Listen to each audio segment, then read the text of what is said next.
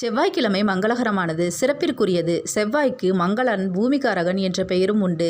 பெயரிலேயே மங்களம் இருப்பதால் அந்நாளில் தொடங்கும் செயல் சுபமாக நிறைவேறும். ஒருவர் வீடு கட்ட வேண்டுமென்றால் செவ்வாய் கிரகத்தின் அனுகூலம் இருக்க வேண்டும். தமிழ் கடவுளான முருகப்பெருமான் செவ்வாய்க்குரியவர்.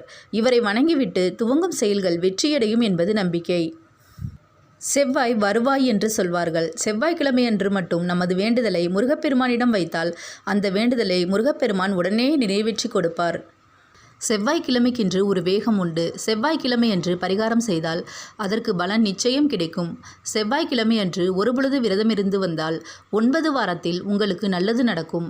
வியாபாரம் செய்பவர்கள் கண்டிப்பாக செவ்வாய் வழிபாட்டை செய்து வந்தால் வியாபாரம் பெரிய அளவில் விருத்தியடையும். நல்ல தைரியத்தை கொடுத்து நாம் எடுத்து வைக்கும் எல்லா வியாபாரமும் வெற்றியை தரும்.